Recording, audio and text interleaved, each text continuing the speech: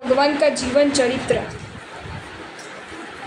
प्रथम भव। भगवान श्री ऋषभदेव के जीव का जन्म एक बार अपर महाविदय क्षेत्र के क्षिति प्रतिष्ठित नगर में धन्ना साठवा के रूप में हुआ।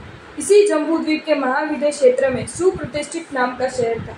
उसमें प्रियंकर नामक राजा राज्य करता था। धन्ना ने नगर में ये घोषणा करवा दी कि जो कोई वसंतपुर जाना चाहता है वह हमारे साथ आ सकता है, उनका हम निर्वाह करेंगे। ऐसा सुनकर बहुत से लोग साथ में मिल गए। इससे बहुत बड़ा संघ हो गया। उस समय वहां पर विराजमान 500 मुनिराज सहित आचार्य श्री धर्मघोष सूरी जी को भी वसंतपुर की यात्रा करने की अभिलाषा हुई और वे भी अपने साधु मंडल सहित उसके साथ चले। कई दिनों के बाद मार्ग में जाते हुए सार्थवा का पड़ाव एक जंगल में पड़ा। वर्षा ऋतु आ जाने से बारिश में चलना भारी हो गया। कई दिनों तक पड़ाव वही रहा। जंगल में पड़े रहने के कारण लोगों के पास का भोजन समाप्त हो गया। लोग बड़ा कष्ट भोगने लगे। सबसे ज्यादा कष्ट साधुओं का था, क्योंकि निरंतर जल वर्षा के कारण उन्हें 2-2, 3-3 दिन तक अन्न जल नहीं मिलता था। एक दिन सार्थवा को ख्याल आया कि मैंने साधुओं को साथ लाकर उनकी खबर भी नहीं। वह तत्काल ही उनके पास गया और उनके चरणों में गिरकर क्षमा मांगने लगा। उसका अंतःकरण उस समय पश्चाताप के कारण जल रहा था। मुनि ने उसको सांत्वना देकर उठाया। धन्ना ने मुनि महाराज से गोचरी लेने के लिए अपने डेरे पर चलने की प्रार्थना की। उत्कर्ष भाव से घी का दान किया। निर्दोष देखकर मुनियों ने प्रसन्नता पूर्वक वो ले लिया। संसार त्यागी निष्परिग्रही साधुओं को इस प्रकार सुपत्रा दान देना और उनकी तब तक सेवा न कर सका, इसके लिए पश्चाताप करने से उसके अंतःकरण की शुद्धि हुई और उसे मोक्ष के कारण में अति दुर्लभ बोधि बीज सम्यक्त्व प्राप्त हुआ। दूसरा भव। पहले भव में बहुत काल तक सम्यक्त्व पालकर मनुष्य आयु पूर्ण कर उत्तर कुरुक्षेत्र में युगलिक हुआ। तीसरा भव। तीसरे भव में ऋषभदेव का जीव स्वधर्म देवलोक में देव हुआ। चौथा भव। चौथे भव में देवलोक से च्यवकर श्री ऋषभदेव का जीव पश्चिम महाविदय क्षेत्र के अंदर गंधलावती विजय में शतबल नामक राजा की रानी चंद्रकांता की कुक्षी से महाबल नामक पुत्र रूप उत्पन्न हुआ। युवा अवस्था प्राप्त होने पर महाविषयी और लंपटी हो गए। स्त्री समूह के गीत गान नृत्यादि श्रृंगार रस में लुप्त बना रहता था। यहाँ तक कि सूर्य उदय अस्त का भी उसे ख्याल नहीं रहता था। धर्म में कभी प्रवृत्ति रस में लुप्त बना रहता था। यहाँ तक कि सूर्य धर्म में कभी प्रवृत्ति नहीं करता था। एक समय नाटक चल रहा था। मधुर स्वर से गीत गान हो रहा था। महाबल राजा एकाग्रता से आनंद ले रहा था तब उसकी मंत्री सुबुद्धि ने उसको बोध दिया। तमाम ये गीत गान विलाप के समान है। समग्र नाटक विडंबना के समान है। सर्व आभूषण भारभूत है और समस्त काम दुख रूप है। ये सुनकर राजा ने मंत्री को कहा, अहो मंत्रीश्वर, प्रसंग बिना तुमने ये क्या कहा? तब प्रधान से निवेदन किया कि हे प्रभु, केवली भगवान ने मेरे आगे ऐसा फरमाया कि महाबल राजा की आयुष्य मात्र 1 मास ही है, इसलिए आपको सावधान करने के लिए मैंने ये कहा। ये सुनकर राजा भय से कंपित होकर मंत्री से पूछने लगा, आज तक मैं विषय वासना में आसक्त रहा, मुझे अब क्या करना चाहिए? 1 मास में बन भी क्या सकेगा? तब मंत्री ने कहा, 1 महीने में तो व्यक्ति बहुत कुछ धर्म कर सकता है। 1 दिन का सुपालित साधु धर्म मोक्षदायक हो सकता है। जो मोक्ष को प्राप्त न कर सके तो वैमानिक देव तो अवश्य प्राप्त होता है। मंत्री का यह उपकारपूर्ण वचन सुनकर राजा ने अपने पुत्र को राज्य अधिकार देकर दीक्षा ग्रहण कर ली। 5वां भव। प्रभु ऋषभदेव का जीव महाबल ईशान के देवलोक में स्वयंप्रभ विभाग में ललितांग नामक देव हुआ।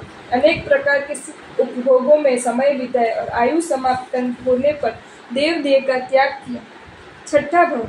6ठे भव में प्रभु ऋषभदेव का जीव वहां से च्यवकर प्रभु पूर्व महाविदय के अंदर लोहारगढ़ नगर में सुवर्ण जंग राजा और लक्ष्मीवती रानी के पुत्र पने उत्पन्न हुआ। उसका नाम वज्रजंग रखा गया। उसका विवाह वज्रसेन राजा की पुत्री श्रीमती के साथ हुआ। वज्रजंग जब युवा हुआ तब उसके पिता उसके राज्य गति सौंपकर साधु हो गए। वज्रजंग न्यायपूर्वक शासन और राजा लक्ष्मी का उपभोग करने लगा। एक दिन शाम के समय संध्या की बदलता रूप स्वरूप देखकर वैराग्यवान हुआ और वह निश्चय किया कि प्रभात में पुत्र को राज्य सौंपकर दीक्षा अंगीकार करूंगा। उधर व्रजजन के पुत्र ने राज्य के लोभ से धन लालच देकर मंत्रियों को अपने ओर मोड़ लिया और राजा को मारने का षड्यंत्र रचा।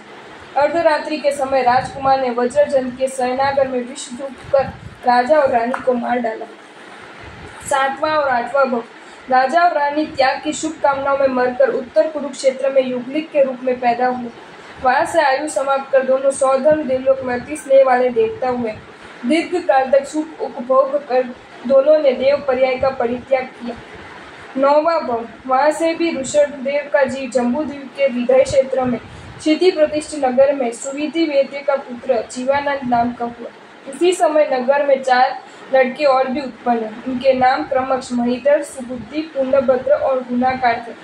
श्रीमती का जीव भी देवलोक से चढ़कर उसी नगर में ईश्वर देव छठका केशव नामक पुत्र रूप में उत्पन्न हुआ। ये 6 अभिन्न हृदय मित्र थे। जीवानंद अपने पिता की भांति बहुत ही अच्छा वेद्य हुआ। एक समय सब मित्रजन वेद्य कर घर बैठे हुए थे। वहां एक कोट रोगी साधु आहार के लिए आए। उनको देखकर 5 मित्रों ने वेद मित्र की निंदा की। वेद तो प्राय निर्दय और लोभी होते हैं, जहाँ कोई स्वाद देखे वहीं पर दवाई करते हैं। यदि वैद्य धर्मात्मा हो तो ऐसे पुण्य क्षेत्र मुनि महाराज की औषधि से सेवा क्यों नहीं करते। ये सुनकर वेद ने कहा, मैं सेवा करने को तैयार हूँ। लक्षपात तेल तो मेरे पास है, मगर रत्न कंबल और घोषित चंदन मेरे पास नहीं है। यदि ये 2 वस्तुएं हो तो इन महात्मा की मैं अच्छी तरह व्ययावच करूँ।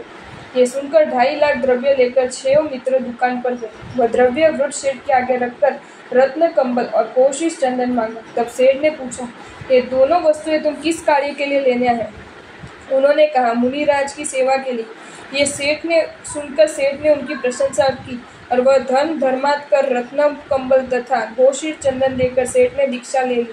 अब वे 6 मित्र औषध लेकर वन के अंदर गए। वहां पर कौशक ध्यान में स्थित पुष्टि मुनि के चमड़ी के ऊपर वेद ने लक्षपात तेल का मालिश कर ऊपर चंदन का विलेपन किया। बाद में रत्न कंबल से शरीर ढक दिया। कंबल शीतल था, इसलिए चमड़ी के सारे कीड़े उसमें आ गए। जीवानंद ने धीरे से कंबल को उठाकर गाय के मुर्दे पर डाल दिया। इसी तरह दूसरे मालिश से मांस के और तीसरे मालिश से हड्डी में रहे हुए सर्व कीड़े निकल गए। पश्चात उन चित्रों पर संद्रोहिणी औषधि का लेप कर दिया गया। इससे महात्मा का शरीर सुवर्ण जैसा हो गया। इस तरह उन मुनि के रोग रहित करके वे 6 मित्र अपने स्थान पर वापस चले गए। रत्न कंबल की बिक्री से आया हुआ धन 7 क्षेत्रों में व्यय कर दिया। बाद में उन 6 मित्रों ने चारित्र ग्रहण कर उसका निर्दोष पालन किया। अंत समय में उन्होंने संदेह न करके अनशन व्रत ग्रहण किया और आयु समाप्त होने पर उस देह का परित्याग किया। 10वें भव में प्रभु ऋषभदेव का जीव जीवानंद नाम से ख्यात शरीर को छोड़कर अपने 6 मित्रों सहित 12वें देवलोक में इंद्र का सामानिक देव हुआ। यहाँ 22 सागरोपम का आयु पूर्ण किया। 11वां भव, वहां से चलकर श्री ऋषभदेव का जीव जम्बूद्वीप के पूर्व विदर्भ में पुंडरीकिनी नामक नगर के राजा वज्रसेन की धारिणी रानी की कुक्षी से जन्मा। नाम वज्रनाभ रखा गया। जब बालक गर्भ में आया तब उसकी माता को 14 स्वप्न आए थे। जीवानंद के भव में जो मित्र थे वे भी चारों वज्रनाभ के सहोदर भाई हुए और केशव का जीव दूसरे राजा के यहाँ जन्मा। पिता वज्रसेन राजा ने अपने बड़े पुत्र वज्रनाभ को राज्य शासन सौंपकर दीक्षा अंगीकार कर ली। क्रमश घाती कर्म सहकर केवल ज्ञान उपार्जन किया। वज्रनाभ चक्रवर्ती थे। जब उनके पिता को केवल ज्ञान हुआ तभी उनकी आयुधशाला में भी चक्र रत्न ने प्रवेश किया और शेष 13 रत्न भी उनके उसी समय प्राप्त हुए। जब उन्होंने पुष्कलावती विजय को अपने अधिकार में कर लिया तब समस्त राजाओं ने मिलकर उन पर चक्रवर्तीत्व का अभिषेक किया। वज्रनाभ चक्रवर्ती हर समय संपदाओं का उपभोग करते थे, फिर भी उनकी बुद्धि हर समय धर्म आराधना में ही रहती थी। एक बार वज्रसेन तीर्थंकर विहार करते हुए पुंडरीकिनी नगरी में पधारे। वहाँ संवत्सरन की रचना हुई। पिता तीर्थंकर की देशना सुनकर वज्रनाभ को वैराग्य हो गया। उन्होंने अपने पुत्र को राज्य सौंपकर दीक्षा अंगीकार कर ली और 14 पूर्व का अध्ययन किया। घोर तपस्या करने लगे। उन्होंने विष स्थानक की आराधना कर तीर्थंकर नाम कर्म का उपार्जन किया। उनके साथ 5 मित्रों ने भी चारित्र अंगीकार किए। सभी सर्वार्थ सिद्ध में देव रूप में उत्पन्न हुए। 12वां भव, पूर्व भव में निर्मल चारित्र पाकर सर्वार्थ सिद्ध विमान में 33 सागरोपम आयुष्य वाले देव हुए। 13वां, आदिनाथ भगवान का भव, च्यवन कल्याण। तीसरे आर्य में आषाढ़ कृष्णा चतुर्दशी के दिन उत्तराषाढ़ा नक्षत्र में ऋषभदेव का जीव सर्वार्थ सिद्ध देवलोक से च्यवकर नाभि कुलकर की जीवन संगिनी मरु देवी की पवित्र कुक्षी में 3 ज्ञान सहित पधारे। उसी रात्रि में माता ने 14 महास्वप्न देखे। वे इस प्रकार थे: ऋषभ, हाथी, सिंह, लक्ष्मी, पुष्पमाला, चंद्र, सूर्य, ध्वज, कुंभ, पद्म सरोवर, शीर समुद्र, देव विमान, रत्न राशि, मृत्यु, अग्नि, इंद्रादि देवों ने च्यवन कल्याणक मनाया। जन्म कल्याण की गर्भ काल पूरा होने पर चैत्र कृष्ण अष्टमी की मध्य रात्रि में माता मनुदेवी ने एक पुत्र तथा एक पुत्री का युगल रूप में जन्म दिया। 64 इंद्र व सहस्त्र देवों ने पृथ्वी पर आकर भगवान का जन्मोत्सव मनाया। इतनी बड़ी संख्या में देवों को देखकर यौगिक भी इकट्ठे हो गए। उत्सव विधि से अपरिचित होने पर भी देखा है कि सभी ने मिलकर जन्मोत्सव मनाया। इस प्रकार अवसनी काल में सबसे पहला भगवान का ही जन्मोत्सव मनाया गया। नामकरण। जन्मोत्सव के बाद नामकरण का अवसर है। बालक का क्या नाम रखा जाए, इस संबंध में कुलकर नाभि ने कहा, जब बालक गर्भ में आया था तब माता ने पहला स्वप्न ऋषभ का देखा था और इसके उरुस स्थल पर भी ऋषभ का चिन्ह है। अतः मेरी दृष्टि से बालक का नाम ऋषभ कुमार रखा जाए। उपस्थित सभी युगलों का नाम उचित लगा। सभी ने बालक को इस नाम से पुकारा। पुत्री का नाम सुनंदा रखा गया। बाद में संभवत उच्चारण सरसता के कारण ऋषभ से ऋषभ नाम प्रचलित हो गए। कल्पसूत्र की टीका में उनके अन्य 5 गुण निष्पन्न नाम भी उपलब्ध होते हैं, यथा ऋषभ, प्रथम राजा, प्रथम भिक्षाचर, प्रथम जिन, प्रथम तीर्थंकर। वंश। यौगिक युग में मानव समाज किसी कुल, जाति या वंश के विभाग में विभक्त नहीं था, अतः ऋषभ कुमार का भी कोई वंश नहीं था। जब ऋषभ कुमार 1 वर्ष के हो गए तो एक दिन वे अपने पिता की गोद में बैठे हुए बाल क्रीड़ा कर रहे थे। तभी इंद्र एक थाल में विविध खाद्य वस्तुएं सजा कर लाए। ये देखकर ऋषभ कुमार बुढ़ालिया चलकर इंद्र के पास पहुंचे और सर्वप्रथम इक्षु का टुकड़ा उठाकर चूसने का यत्न किया। बालक ऋषभ के इस प्रयत्न को ध्यान में रखकर इंद्र ने कहा, बालक को इक्षु प्रिय है, अतः आगे इस वंश का नाम इक्ष्वाकु वंश होगा। इक्ष्वाकु वंश की स्थापना के साथ ही वंश परंपरा का प्रारंभ हुआ। अन्य तीर्थंकर बाल्यावस्था में अंगूठा में संचारित अंगूठ पान करते हैं, बाद अग्निपक्व आहार करते, परंतु ऋषभ देव तो देवकुरु उत्तर कुरुक्षेत्र में देवों द्वारा लाए हुए कल्प वृक्षों के फल का आहार करते थे। भगवान का विवाह प्रसंग। यौगिक युग में विवाह पद्धति का प्रचलन नहीं था। जो स्त्री पुरुष के रूप में युगल पैदा होते वे ही पति पत्नी के रूप में संबंध स्थापित करते। बहुपत्नी प्रथा का प्रचलन नहीं था। सर्वप्रथम ऋषभ कुमार का विवाह 2 कन्याओं के साथ किया गया। 2 कन्याओं में एक उसका साथ जन्मी हुई सुनंदा थी, दूसरी अनाथ कन्या सुमंगला थी। अब तक अकाल मृत्यु नहीं होती थी, पर अब धीरे धीरे काल का प्रभाव हुआ। एक दुर्घटना घटी। एक जोड़ा था, उसमें पुत्र मर गया, पुत्री बच गई। थोड़े समय बाद उसके माता पिता मर गए। नाभि कुल ने उस कन्या सुमंगला को ऋषभ कुमार की पत्नी के रूप में स्वीकार कर लिया। यहाँ से विवाह पद्धति का प्रारंभ हुआ। इंद्र इंद्राणी द्वारा शादी की रस्म करवाई गई। भगवान के संतान। यौगिक युग में हर युगल के जीवन में एक बार ही संतानोत्पत्ति होती थी और वह भी युगल के रूप में, परंतु ऋषभ देव को 100 पुत्र और 2 पुत्रियां हुई। सुनंदा के तो एक ही युगल पैदा हुआ, बाहुबली और सुंदरी। सुमंगला के 50 युगल जन्म, जिनमें प्रथम युगल में भरत और ब्राह्मी का जन्म हुआ। शेष 49 युगलों में पुत्रों के रूप पैदा हुआ। इसके बाद अन्य युगल दंपतियों को भी अनेक पुत्र और पुत्रियां होने लगी। भगवान का राज्य अभिषेक। जब काल हिनातिहीन आने लगा तब कल्प वृक्षों की महिमा कम हो गई। युगलीय परस्पर लड़ाई करने लगे। हक्कार मक्कार धिक्कार इन तीनों दंड नीति का उल्लंघन करने लगे। नाभि कुलकर तो वृद्ध हो गए। युगलीय ऋषभ कुमार के पास अपनी शिकायत करने लगे कि हमारा न्याय करो। प्रभु ने कहा, लोगों में जो मर्यादा का उल्लंघन करते हैं उन्हें दंड देने वाला राजा होता है, मैं राजा नहीं हूँ। युगलियों ने कहा, आप ही हमारे राजा हो। तो प्रभु ने बताया कि तुम नाभि कुलकर के पास जाकर उनसे राजा की याचना करो। उसके बाद युगलिक नाभि कुलकर के पास जाकर के राजा की याचना की। तब नाभि कुलकर ने कहा कि तुम्हारे राजा ऋषभ ही बने। ये सुनते ही हर्षित हुए युगलीय प्रभु के पास जाकर ये हकीकत निवेदन करके प्रभु का राज्य अभिषेक करने हेतु पानी लेने के लिए सरोवर की ओर गए। उस समय शकेंद्र का सिंहासन कंपित हुआ। इंद्र अवधि ज्ञान से ऋषभ देव का राज्य अभिषेक काल जाना और शीघ्र ही देवों सहित प्रभु के पास आए। इंद्र ने आकर राज्य योग्य मुकुट कुंडल हार आदि पहनाकर सिंहासन स्थापित कर प्रभु का राज्य अभिषेक किया। इतने में ही वे युगलिक जन्म कमल के पत्रों में पानी भरकर वहां आ पहुंचे। भगवान का सारा शरीर अलंकारों से अलंकृत और वस्त्रों से भूषित देखकर दोनों चरण के अंगूठे पर जल चढ़ाए। इंद्र ने उनका विनय विवेक देखकर ये लोग बहुत विनीत है, इससे इंद्र ने इस नगरी का नाम विनीता नगरी नाम स्थापित किया। शासन व्यवस्था का विकास एवं दंड नीति। राज्य अभिषेक के पश्चात ऋषभ देव ने राजा की सुव्यवस्था और विकास के लिए 4 प्रकार के कुल बनाए। उनके नाम इस प्रकार थे: उग्र, भोग, राजन्य, क्षत्रिय।